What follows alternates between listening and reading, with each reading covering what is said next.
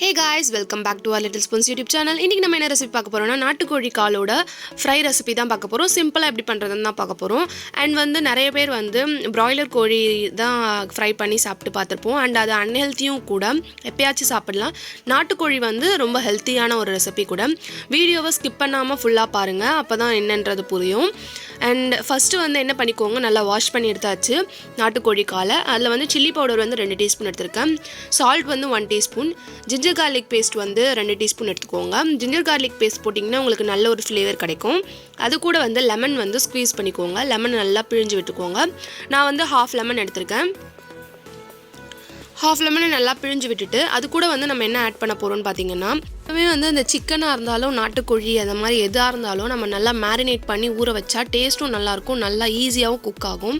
அதுக்கு வந்து கேர்டு வந்து ஒரு மெயினான இன்க்ரீடியன்ட். கேர்டை வந்து ஆட் பண்ணிக்கலாம். கேர்டு வந்து ஒரு 100 ml எடுத்துக்கோங்க. கேர்டு அதுக்கப்புறம் வந்து ஒரு எக் எடுத்துக்கோங்க.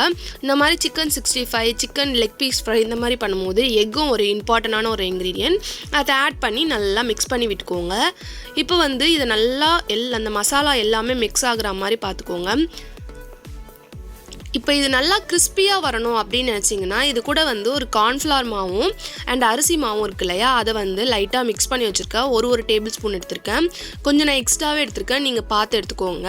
அப்போ தான் நல்லா கிறிஸ்பியாக வரும். இல்லைனா பஜ்ஜி மாவு மாதிரி ஆகிடும். நீங்கள் அதிகமாக யூஸ் பண்ணிங்கன்னா கொஞ்சம் ஆட் பண்ணிவிட்டு அதை நல்லா மிக்ஸ் பண்ணி விட்டுக்கோங்க.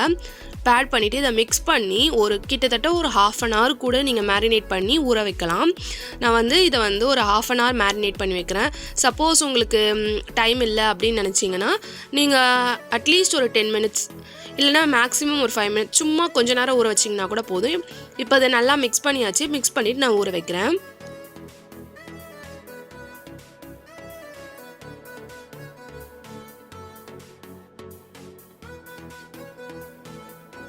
இப்போ வந்து இதை ஊற வச்சு எடுத்துகிட்டு வந்தாச்சு. இது இப்போ நல்லாவே கொஞ்சம் நல்லா ஊறிருக்கு. அண்ட் வந்து நம்ம மிக்ஸ் பண்ணி வச்சுருந்த அந்த மாவுமே நல்லா திக்காக இருக்குது.